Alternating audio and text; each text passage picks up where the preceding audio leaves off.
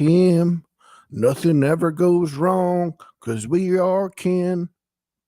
Welcome to another podcast. No sugar, no cream. The perfect, exciting podcast you ever. Oh, I don't know. I don't have another P word that would have been perfect.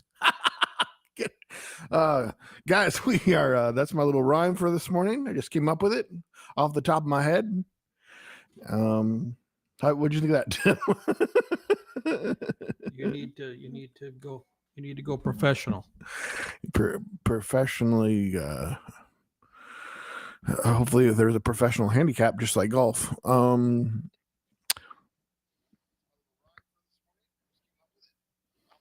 Yeah, last week we had some sound issues, but we're making sure everything's going smoothly this week. So that's why Tim is over there checking on it. But guys, welcome back again to No Sugar, No Cream podcast.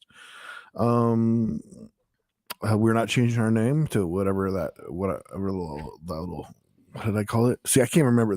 This is why I'm horrible at writing music and all that, because I just instantly forget what I just sort of welcome to the Easygoing Podcast. Yeah, we're changing our name to Easygoing Podcast. Welcome to the Easygoing Podcast with Seth and Tim. Nothing ever goes wrong because we are kin. That's how stupid is that? Well, I like that you used the soft rhyme there. Tim and kin is not a perfect rhyme. That's a soft rhyme. So I applaud that. You taught me everything I know, Tim. Uh-oh. Ghost in the house. That's Bob coming in. Bob, do your job. You've really failed last week. Yeah, we ended up, hey, appreciate it, everybody that let us know that we had no sound. We did not realize it till it was after an hour and 15 minutes in the podcast. But very embarrassing. But you know, it happens, but we're gonna try to make sure it doesn't happen again. Yeah, so I was gonna do it this time, but I didn't have I ordered a cable, but it's not the right cable, so I just ordered the right one. But you're able to check the sound okay though. I did just check the sound, and both of our mics are coming through on YouTube. But in the future, by next podcast, next week, the goal is to do this computer here is controlling it, not my main computer on my desk, but I have to connect the audio interface to this computer, and I need a longer cable because that's kind of like 12 feet away. And I did order a cable, a USB cable, but it's not Thunderbolt compliant. So I was futzing with it for the last 2.5 hours trying to get it to work, but it didn't. And I even went to a couple of stores, and nobody carries that. That's a pretty specialized item. But I just ordered it. So by next week, we should have everything on this computer. And the benefit for that is that we will see your comments in real time, which is something we should have been doing anyway. So, and we can share things on screen, and we can share comments on screen, and it'll be a much better podcast, I think, an improvement for our podcast. So that's what we're striving for, always trying to improve. No sugar, no cream. There's no mountain we won't climb. There's no valley we won't avoid. Yep. Great rhyming there, nephew. Great rhyming. I just implied we avoid our problems. But yeah, so that was a little bit of a bummer. Yeah, I mean, it happens. I just was like, oh, whatever. Tim had a little bit more anxiety about it, but yeah, I mean, you wanted to go smooth. Tim does a lot more behind the scenes stuff than I do. So so it bothers. He takes it. That's why he's talking about it and everything. Yeah, I mean, we had this problem about 20 or 30 podcasts ago, early on, and I realized what it was when we would go from when you'd be on a cruise and the mic would come. I would use the mic on my computer, and then I would not forget or not switch it back to using the auto interface. And I thought I'd solve that. We hadn't been on a cruise in a long while. But for whatever reason, when I logged into it today, the audio was set on mute. Who did that? I didn't do that. I mean, but I've noticed some other things. There was an ad Bob? running on some weird things happening on my computer. Suddenly, an ad was running on one of my very old YouTube videos, $5 a day. How did that get started? I didn't set that up. It was running. I mean, it gave me a lot of views. So, You but were I had getting to go. $5 a day? Sorry, What do you mean $5 a day? spending $5 a day to promote a video. Oh. When you start an ad, you Your own allocate a price. Right. I thought you were saying that they were playing an ad on your video. No, it's just started with, and you'd even start it. Okay, I got you. Yeah, I mean, I haven't. That's a Born in South Dakota video. That song is at least 3 to 4 years old, and I mean, it's a great song. But the video, I mean, is just that is not the first video, or the second, or the third, or the fourth, or the fifth video that I would choose to promote. That's weird. So it was bizarre. I mean, I noticed that. So some weird things are happening on my computer without me consciously doing them. And somehow the button got switched off to mute. I would never do that. Why would you shut it off to mute? Why would you not have the mics operational? That would never be purposely done. He's on me, guys. He's on me. But anyway, it happened, and we did almost an hour and a half podcast with no sound. I was excited. Our first our longest podcast ever, and it's all good. No sound. So I sent text to Seth, and he's not very good at catching my humor. Well, I guess I thought you were referencing something else. Because Seth is responsible for doing the summaries, because I do all the other technical background. So he does the summaries. And I sent him a text.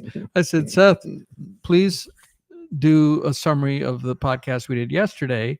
And I hope you're really good at reading lips, because there was no audio. And you responded like that was a serious request.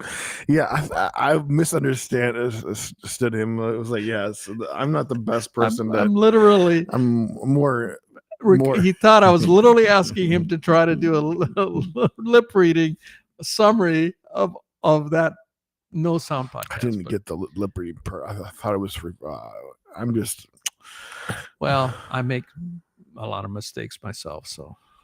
No, I'm like that's where I don't get sarcasm. Like that's my struggle with texting, is like you can't understand someone's emotion. I mean, that wasn't your fault. That was completely mine. I mean, I should have read through. I mean, like I remember having to correct people where like you can completely misread somebody, but then wait, was it say? Are you sure it said what you think it says? Yeah, that's why I think that's why emojis carry a lot.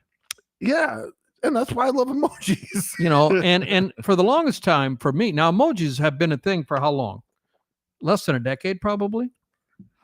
Yeah, somewhere around there, probably 10, 15 years, I guess. And when they first came out, I thought that is only women do that. I think there was a feeling that is, if you're a masculine man, you don't use emojis. At least that's the impression I had. And then I sent him one, and he's like, well, there's always a chance he could change. But I saw a post just the other day. I mean, on Threads, which is the Instagram version of I guess X, Twitter, what used to be Twitter, and Threads is the Instagram version of that. And I guess they have more followers or users now than even X has. They've grown substantially, and it's linked to your Instagram profile, so there's a benefit there. Anyway, there's a dating Threads that pops up on my phone. I guess I've looked at it before. And there was a woman who, the guy was posting, and he said that his girl that he'd been dating a couple months, he was older. I think he was in his 40s, and she was so there was an age gap. He was 43 and she was maybe 28. I don't remember the exact years difference, but there was an age gap. And she sends him a text, "We need to talk." And usually when your significant other sends you that message, that's serious. And he said he was anticipating that she was going to break up with him. Just fearing the worst, preparing for the worst, hope for the best, prepare for the worst. So he meets with her. I don't know, maybe at her work. I don't know where they met, but maybe they don't They probably don't live together, but they met somewhere, and she goes to him. This relates to the story. She said, I love you, but you have to stop texting me like a boomer. I'm always thinking that you're mad at me because you don't use any emojis. You have to start using emojis. Otherwise, I'm thinking you're always mad at me. So he said, from henceforth, there's a ton of emojis in my texts. So you're right. I mean, you're not the only one. He was just happy he doesn't get broken up. Exactly. So, I mean, you're not the only one. I mean, the emojis, I think, really help. I mean, if you send a text and then you put at the end and it's sarcasm or it's like that. If I put a laughing emoji after that, you would have known that I was just being silly. So, lesson from today's podcast: use your emojis, people, myself included. I need to use. Well, in my mind, I'm so bad at keeping up with. My one job is to do the descriptions, and my mindset is like, okay, Tim's being serious, and I was like, oh, we didn't have it done because like you've had to be serious with me, like Seth. I need you to get this done, and then it was like this is the one time I'm gonna have to really BS it because.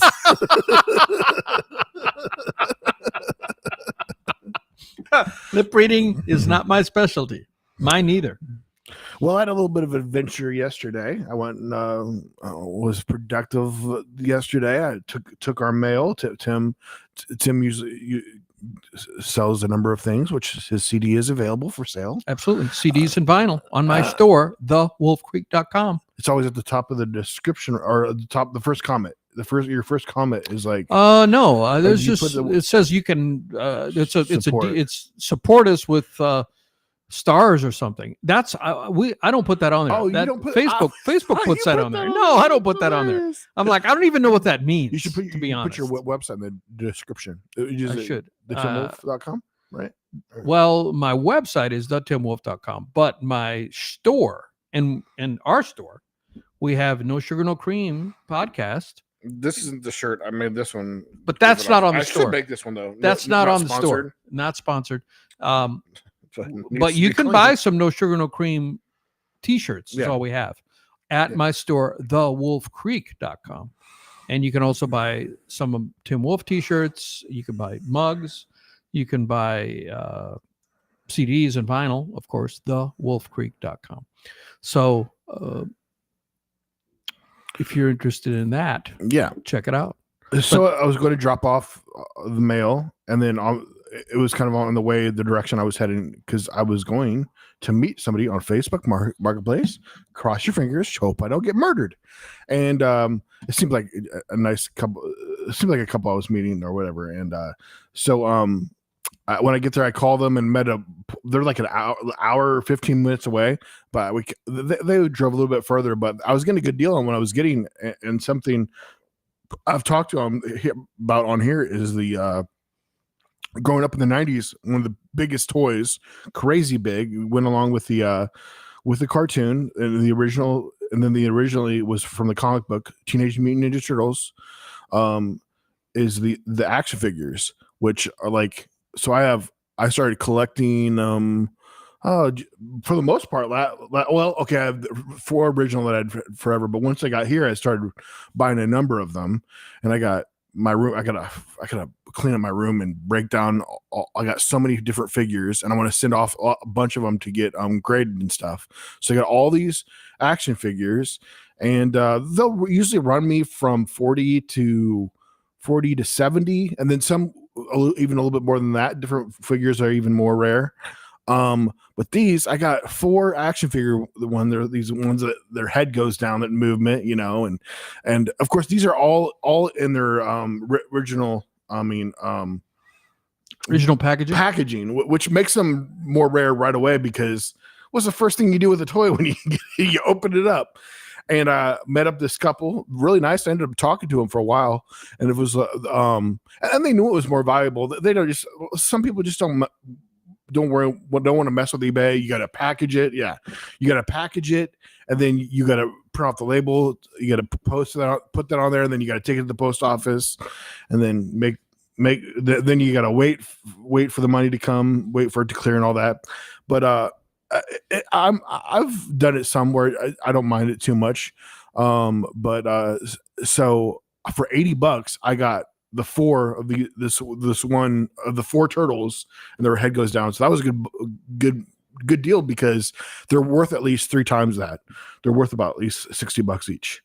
So I know who's buying dinner next time we go to our favorite restaurant. I'm kidding. I'm kidding. The money. Kidding. I guess I got to take an action figure along with me.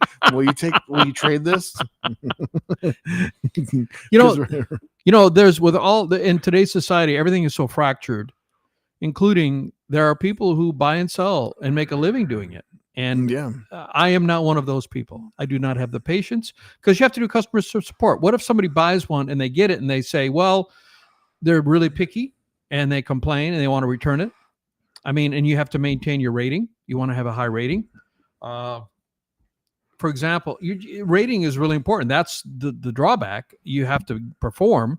And pretty much if somebody says, I want to return this because it's not up to my standards, or you didn't describe it well enough, and you did it the best you could describing it, but somebody is being a real jerk or whatever, and you don't want to damage your rating, so you allow them to return it. I mean, and all that nonsense. I just don't have, I am not the one for that.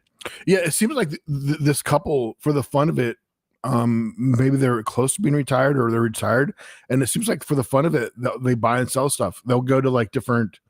Yeah, there are people that do that either for fun, but there are people who make money doing it. Like Jimmy's buddy and drummer, phenomenal drummer, Kerry. Kerry played on my Billboard charting album. He played all the drums on that, on Born in South Dakota, and he lives in Kentucky, and he has a gift for buying things and reselling them, and he's just great at it. And even on the same platform, like I would think, okay, like Jimmy started, they were going to buy and sell guitars because Jimmy's a guitar player and Kerry's a drummer, but they would even buy guitars, let's say on eBay. Because I always thought, well, there's no way you can buy it on the same platform that you sell it at, because that it's going to, in my mind, I'm thinking it's going to reach equilibrium. So the price you buy it at is going to be, because on eBay, if you buy it on eBay, most same item, let's say you bought it for $100, whatever the item is, and then you sell it on eBay, in my mind, it's going to sell for the same amount, because eBay, a lot of users, and they're going to have a standard price, I'm thinking. But no, Kerry said, no, we can buy it on the same platform and then sell it on the same platform and make money. How does that even work? How do you do that? I don't know. I mean, that's beyond me. So one of the most popular things now is not even do auctions, just buy it now. So a lot of times the first ones to disappear are going to be the cheapest. So you'll have somebody where like they just did a little bit of research, or they'll be like, all right, I want to get rid of it real quick. I'm going to sell it for this. When it could be worth twice that much, they're just doing a buy it now and then quickly selling it that way. And if you do, you can end up doing an auction where if it ends at the right time, like say evening's a good time. Like I had mine, I just sold something, had it set to end right at 7 p.m. People are probably home not always on a Friday, so maybe that isn't the best, but it ended right at 7. And after a week, I had like a lot of eyeballs on it and everything, and it ended at a prime time where people would be able to look at the ad. So, but say if you mess up and you start your ad at 8 o'clock in the morning and it ends at 8 o'clock in the morning, you won't have as many people watching that will miss the. I do remember back in the day, I used to buy things on eBay, bought guitars on eBay. Now the default, it seems to be, for buying guitars is a site called reverb.com, and it's dedicated to musical gear. I can't believe I haven't tried looking up guitars. We're like in a prime location for guitars. Yeah, Marketplace would be amazing. I'll have to see, but I have no patience with markets. Facebook Marketplace. Oh my gosh! You tell me this. Gosh! No, but you know the stuff. You could just be like, Seth, get that one. So I remember. Okay, here's a story for me with Facebook Marketplace. So back in South Dakota, I had a small yard, quite small, and so it didn't take long to mow the grass, and I went out and got an electric lawnmower. And I don't know what to pay for. I got it used. And I came here and I quickly realized that this lawn is much bigger. And also I remember trying to mow it. Well, maybe it's a lot more humid. It rains a lot more in here than it does in South Dakota. It rains a lot. And I remember trying to mow it, and the grass was so thick and lush that it plugged up my little electronic motor on my electric lawnmower would stop. It didn't have enough power to actually turn the blades with the lush grass. So I said, this ain't gonna work. I gotta have a real lawnmower. And then now I pay a guy to come and do it. I don't want to mess with that. No, it's super convenient. Now it's super convenient. So I wanted to get rid of my lawnmower. And I thought, what's that worth? Well, $50, just sell $50, Facebook Marketplace. But I knew, see, the worst thing, you put everything I will throw something probably through the wall if this happens. You put everything you know about it. You describe it to the nth degree. And someone calls you or messages you and says, hey, well, first of all, they say, that's still available? Yes, it's still available. That's the common thing. Is it still available? Yes. Then they say, what can you tell me about it? I just put everything I know about it in the ad. What can you tell me about it? What's the least you'll take? What's the most you'll pay, sucker? As you can see, I'm the person that handles buying it. I'm not the one. Do not come at me with, what can you tell me about it? And do not come at me with, what's the least you'll take? And I have responded with, well, what's the most you'll pay? And boy, that does not go over well. A little dose of their own medicine and it worked out. So so I'm trying to sell this lawnmower, and I knew that I wasn't going to be frustrated with it. So at the time, I had Ashley was helping me. She was just helping me with tasks around the house. She was cleaning the house. I was paying her. I was hiring her. She since moved to Georgia with her boyfriend. And shout out to Ashley and Ario. Hope you guys are doing great. I think Ario also has a podcast. I don't remember the name of it though. Anyway, she was helping me with this as part of her duties, and she was taking the calls. And she comes to me and she said, I don't think we're going to be able to sell this. People were calling for $50 lawnmower. Do you have the manual? It's a $50 lawnmower. I ended up putting it out for the trash. I said, I don't even have, even Ashley, I'm not the one receiving the messages. She says, I don't think I can sell this, because she's getting really bogus questions like that. It's a $50 lawnmower. Do you want it or do you not want it? I don't have the manual. I put everything I know about it in the ad. Either buy it or don't buy it. So I have no time for that. And she even, I think, got to the end of her patience. So I put it out for the trash, and somebody might have taken it, might not have. I don't know. So that's my experience with Facebook Marketplace. We will never hold a garage sale at this house. Not if I'm responsible for it. Not if I'm responsible for it. Do you want it or don't? Don't haggle with me. Do not say, what can you tell me about it? I see a crazy haggler come. I'm like, Tim, go inside and make coffee right now. Get out of here, Tim. Run for your life. I'm a rather impatient person, and Seth has coined a special phrase. Mm-hmm. What's your special phrase? Tim Patience. So Tim Patience. Want to get it done. My dad, but I don't even live up to my dad's standards of Harold Patience. Do I live up to Harold Patience? No. There's Tim Patience, and then there's also Guerrilla Movement is one new one.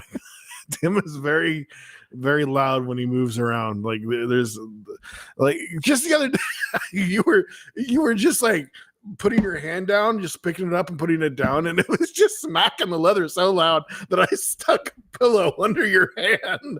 And the funny part is you kept doing it, and it still was making a loud noise. I'm like, you're touching a pillow. How are you able to make such a loud vibrating noise? I do things with passion. I just do things with energy and passion. I remember when I first started taking guitar lessons, my instructor said, you're a heavy strummer.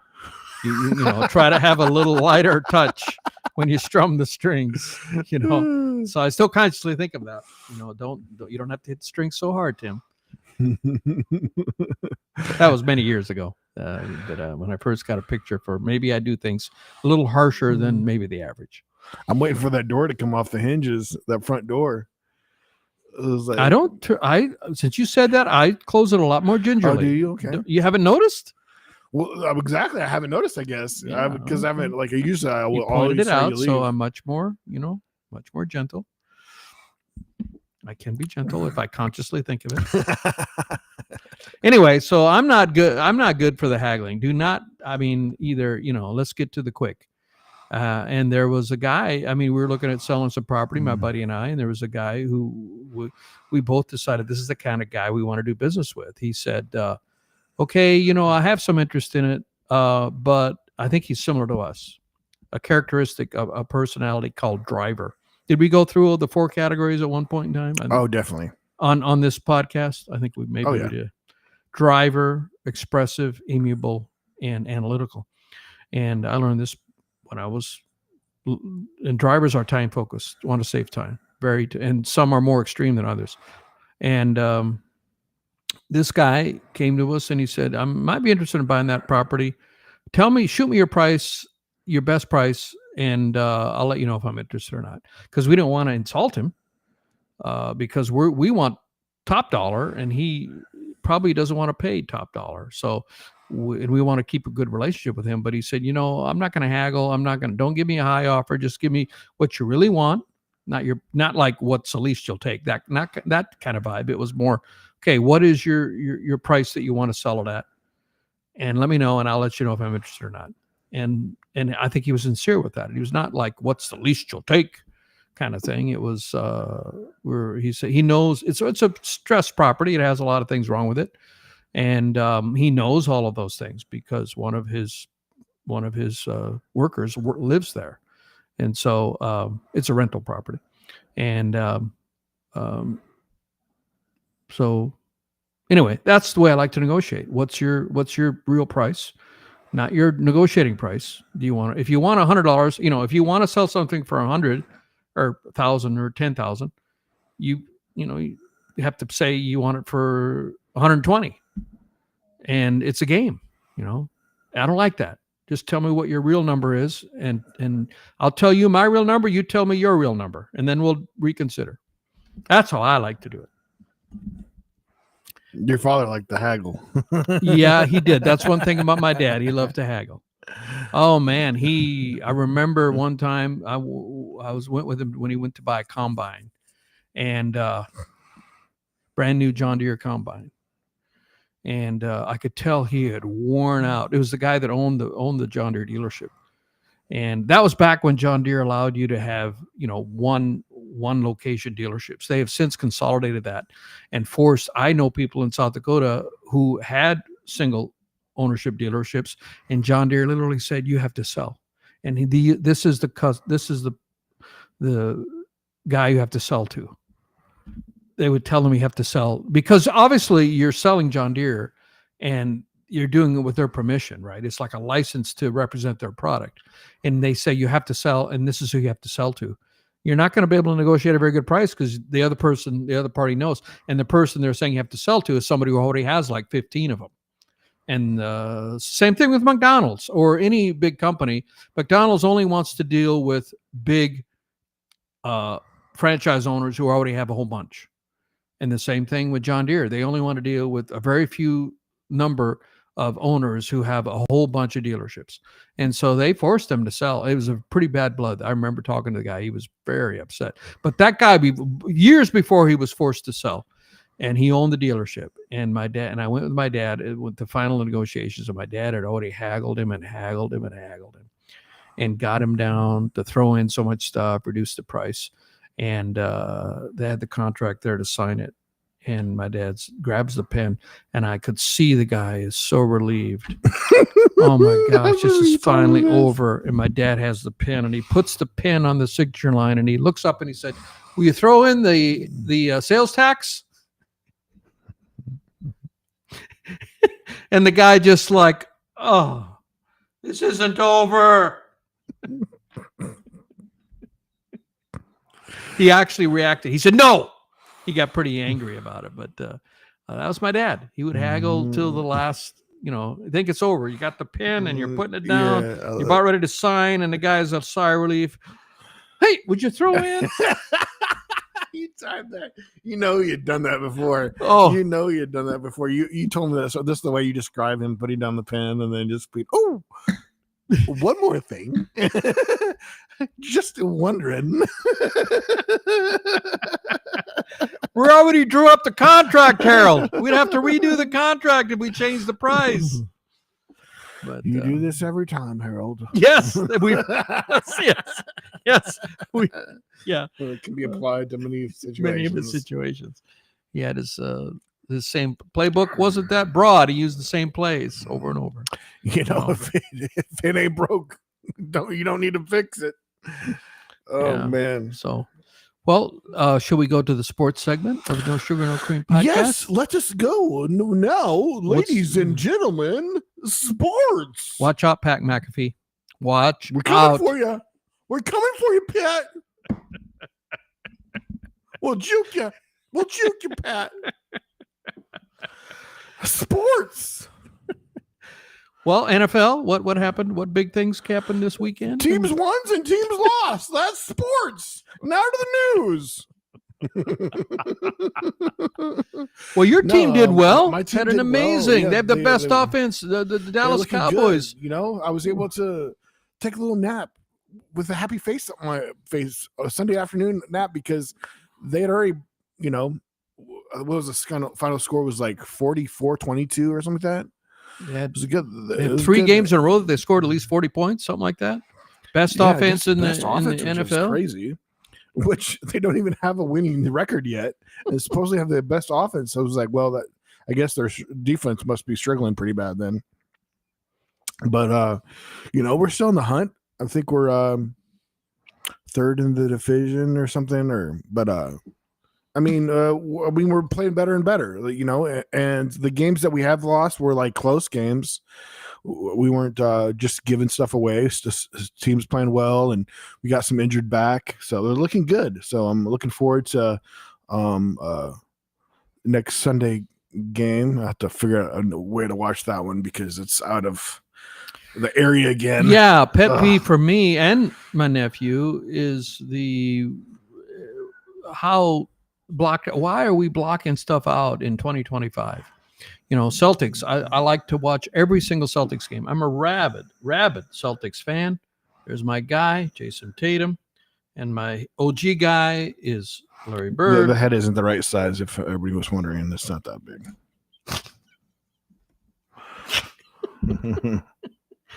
Thank you for pointing that out. He did have a large ego, though, so that is representative of his ego, I would say.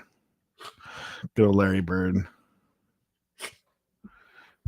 He'd get upset. What did you tell me that story or whatever when he got upset because they put a white guy on him? Oh, I didn't tell you that, sir. Really? Yeah, I've heard that story. But I think it was on. I was watching something. Well, he played in an era when racism was still. I mean, the NBA. Let's go to the 50s. There were no African Americans playing. I mean, the people of color in 50s and 60s, and so Bill Russell was the first black coach. He was a player coach for the Celtics. He was the first person of color coach of any of the major sports teams, major leagues, baseball, football, basketball, or hockey. The very first black coach of any of the 4 leagues was the Boston Celtics, and it was Bill Russell. And so they were groundbreaking in that regard. But he faced a lot of issues. And so even into the 80s, there still were, I don't think, there was still, I think, a changeover from the era when teams would try to have they could never have an all black team. Really, there was the 70s and 80s. You had to have at least have one not by rule, but by practice. You had to have at least one white player on your starting 5. And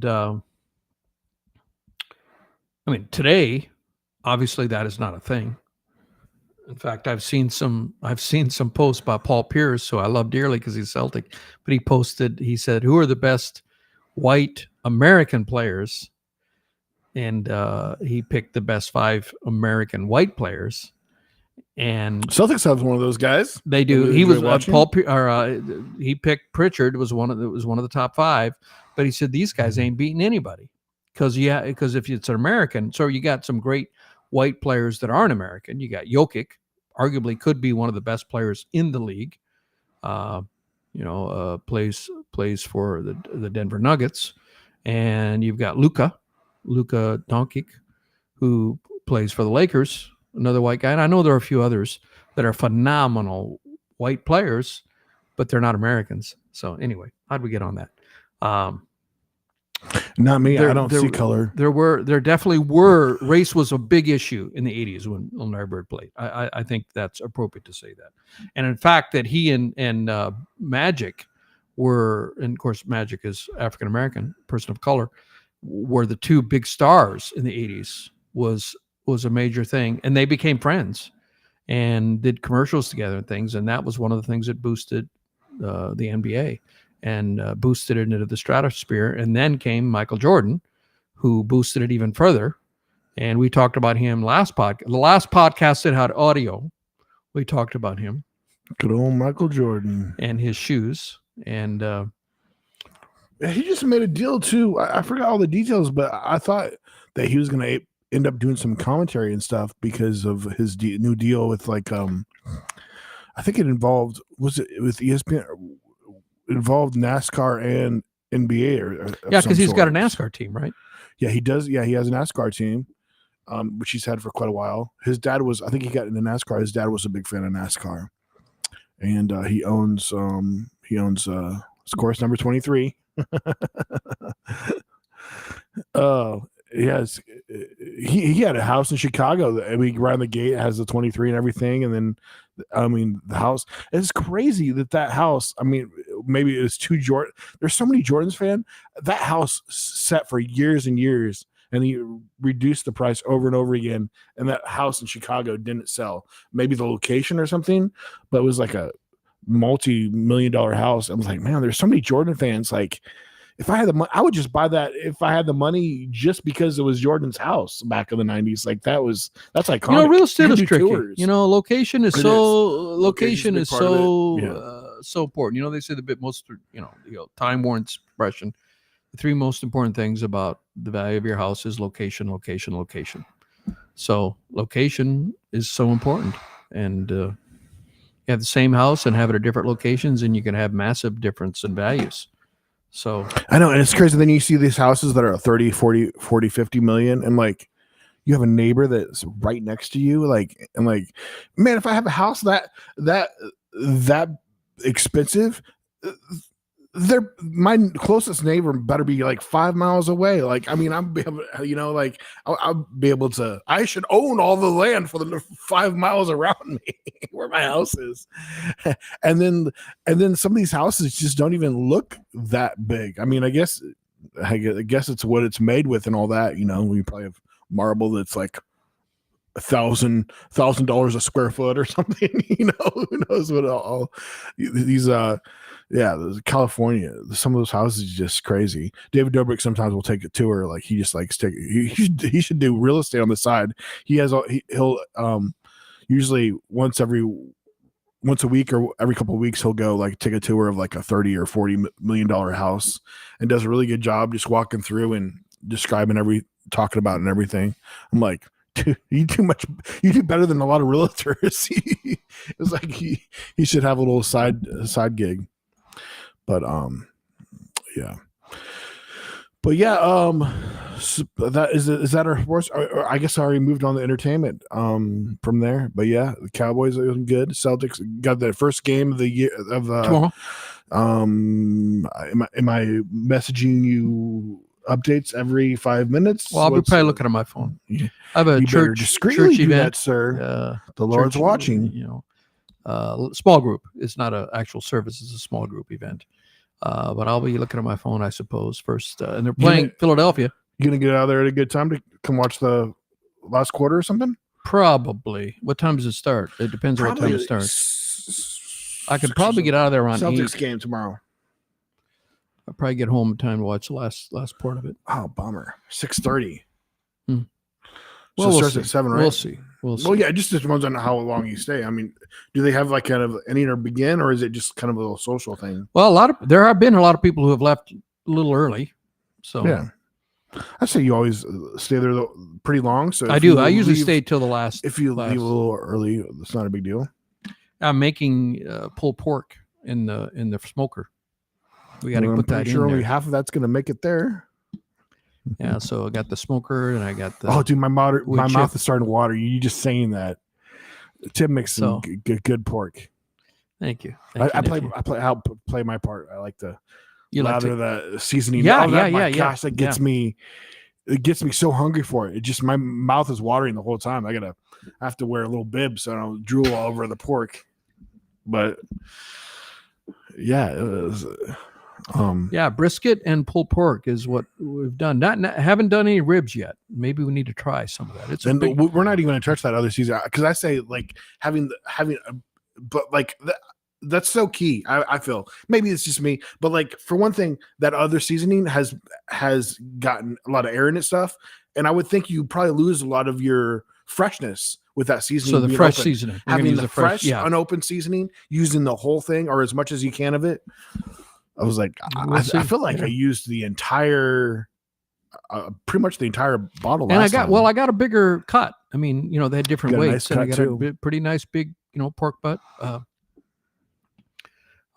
which actually is not the butt of the pig. It's the shoulder, but it's called pork butt. If you run out of one season, is it okay to like have a partially seasoned another part of it? That would be interesting to have like two different flavors. Could be. Yeah. Good. Yeah, so I got to do that tonight. I say that because I could easily see myself. I usually put it in about midnight or so. So, but that's normally for eating around, in the afternoon. We're not going to eat till later. So I can probably put it in even like 2 or 3 in the morning. We'll see. And so there's that. And yeah, looking forward to the Celtics. I mean, nobody's thinking the Celtics are going to compete for a title, but being as a rabid Celtics fan, I always believe. I mean, our weakest spot is probably our center position, and we got young guys. If they step up, we could be decent. Yeah, there's one guy he's not 7 foot, but he's pretty tall. That I feel like he Tillman. You like Tillman? Yeah, but they're looking good. I mean, I like I was saying, yes, Tatum is hurt. But what do he make? Between 20 and 30 points a game? Yeah, I think he easily can be picked up by 2 or 3 players. And well, D. White, goodness, you have D. White. They're saying is, he's off the hook. He was a borderline all-star. If we had 2 all-stars last year, if we had been able to push through 3, D. White would have made it. But he's even improved his game, and in the preseason, he has been off the hook with his performance on all scoring, defense, all of it. Yeah, all 3 levels. I mean, they take about 3 levels of scoring right around the bucket, and then mid-range 2s, and then 3s. And he's been doing all 3 and assists, everything. Look for a breakout year for him. And Pritchard.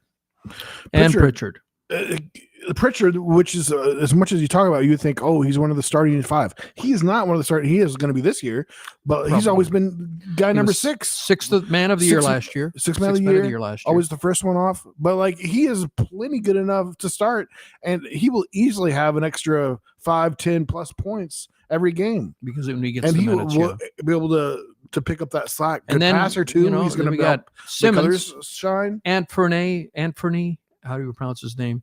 Simmons is a guy that came from Portland, and he's a walking bucket. I mean, he can hit 3s. I think that's your new favorite phrase, isn't it? Walking bucket. It is catchy. It is pretty catchy. Well, I didn't coin it. Yeah. You said right away that somebody said that. It was like describing him. Yeah. His weak point is his defense, and defense is all about effort. It doesn't take talent to. I mean, you need to be quick with but most of it is like rebounding. Is about effort.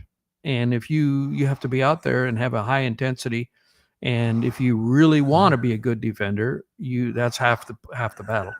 And he's young enough. He said he's saying all the right things, whether if that plays through and how he plays or not. I mean, we got a coach who who doesn't. Missoula does not accept any.